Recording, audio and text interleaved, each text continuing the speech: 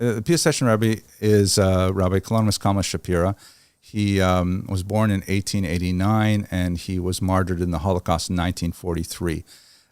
His claim to fame before the war is a remarkable series of books, one of which was published in his lifetime called Chovas HaTalmidim, in which he had a really radical take on what was happening in Eastern European Jewish society. He actually prognosticated, he was quite prophetic in this sense. He felt that it was growing static and it was headed for a massive clash with modernity. Of course, it came faster than he anticipated with the Holocaust, but he felt that Eastern European Hasidic Jewry was in a state of deep decline and something had to be done to reverse that decline. It was becoming too obsessed with particulars of, my Rebbe is better than your Rebbe, and my Streimel is taller than your Streimel, and he felt that it was like getting away from spirituality, and we had to get back to basics. So he wrote this book that was part of a series. The other books were eventually discovered after the war and published. The Chovas HaTalmidim is essentially how to be a 12-year-old. And he wants to start with youth. And by the way, it's deep, fascinating material that I reread frequently, and it makes me want to at least reach that level. Yeah, halavai, we should all be the Chovas HaTalmidim's 12-year-olds. Oh my gosh, yeah. But it's written with tremendous humanity and understanding of children, and it's deeply moving work. And he then wrote a series of other books for like 17-year-olds and then 22-year-olds to try and guide people along a path of spiritual development from their youth.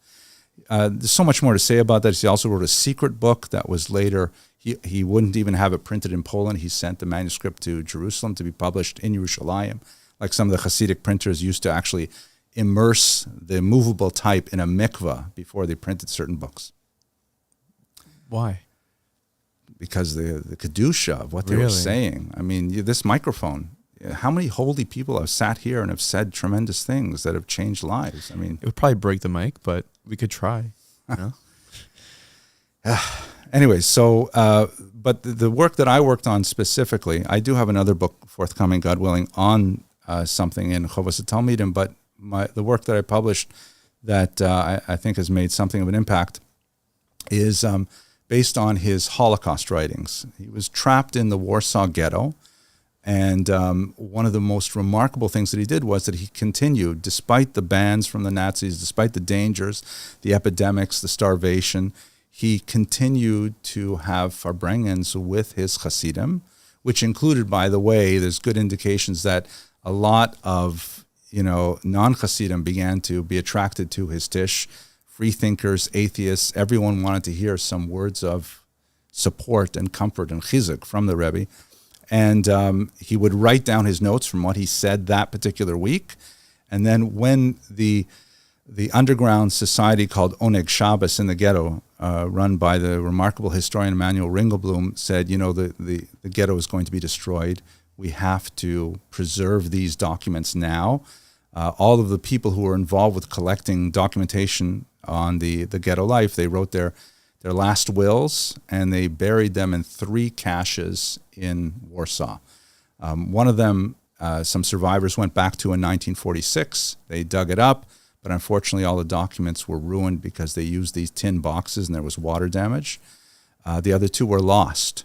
There was no survivors who remembered where they were. Until December 1, 1950, when a Polish construction worker digging up the rubble of the ghetto came across 2 sealed milk containers. These were like big tin containers that were like, about 8-10 liters in size, and inside it were the writings of the Piaseczny Rebbe. Wow. They're like chilling documents. So they were translated, brought to Israel, they were published in 1960 under the title Eish Kodesh. It's not the title he used. The editors added that, meaning holy fire. The title he used was Chidushei Torah Mishnos HaZa'am, Tafshin Al, Tafshin Beis. Chidushei Torah, my Torah thoughts, as it were, from the years of wrath, sometimes translated the years of rage, 1939 to 1942. And And it was the editors that selected Eish Kodesh as the title? Correct. Wow. It's not an unfitting title, but the words do not occur anywhere in his in that book. There is one phrase in another book that survived, but it's in a different context altogether.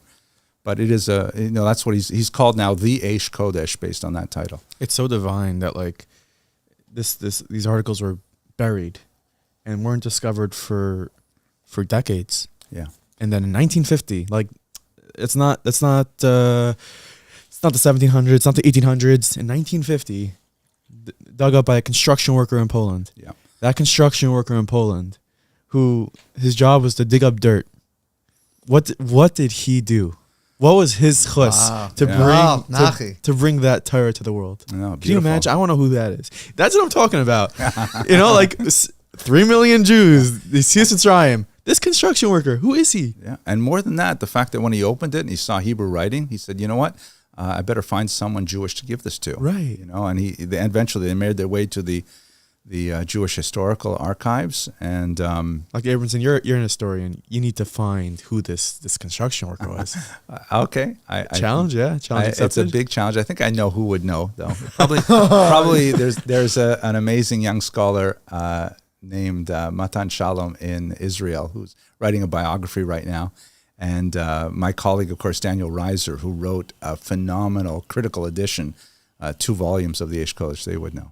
But let me tell you what's really cool about the cool. That's an appropriate word. Let me tell you what's really, I think, useful of my small contribution to the PS Session study. So the Eish Kodesh, published in 1960, people are like fascinated. Oh my gosh, here it is. The only book of its kind.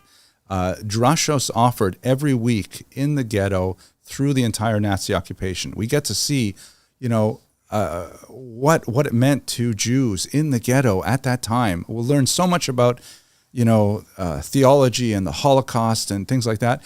And it was like a bust, because the Rebbe never in his books mentions the words Nazi, the war, Germans. If you picked up this book and didn't know where it came from, you'd say, well, this is like a really depressing work of 19th century Hasidus. He's constantly going back to the question of, how could God allow these things to happen, and offering different suggestions, solutions. But it's like it's like unfixed in time, and you have no way of understanding what are we going to learn from this. So it tended to be the realm only of theologians, and it did not get anywhere near the attention it deserved.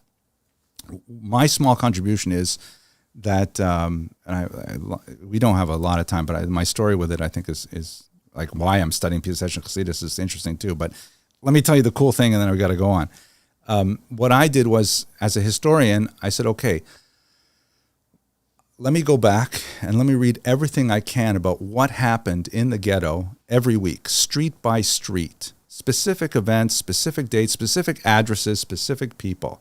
And I will, like skiing, how I tried to learn how the disabled skiers would appreciate the snow.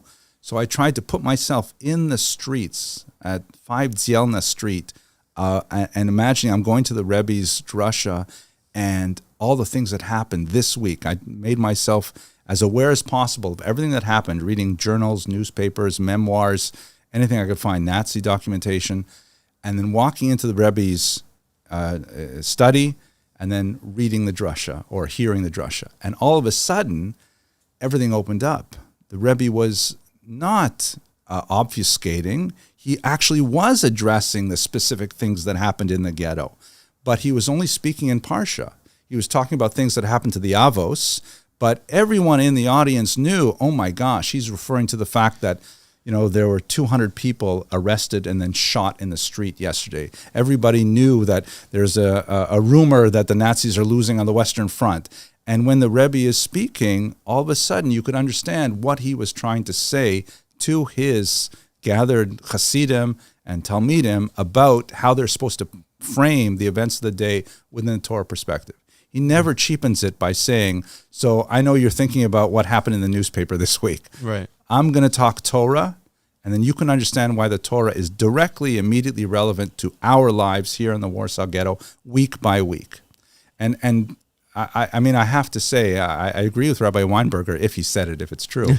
You can't read the Eish Kodesh without knowing what happened in the ghetto, because the Rebbe sort of, if you compare his drushes from before the war to what he wrote in the war, he obviously threw all that aside and said, I'm going to just focus on Chumash Rashi and try to give people chizuk for their lives. He was, I don't want to make light of it, he was the meaningful minute for everyone trying to say, you need chizuk, I'm going to give it to you. This is a really hard time.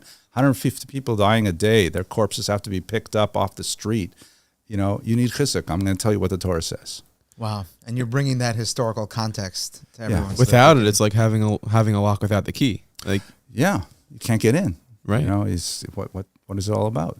You pulled back. You were about to go down a road, I think, of your personal interest in the Piasetz's and his Torah and his life. I would invite you to elaborate on that. Okay. Thank you. Because, thank you.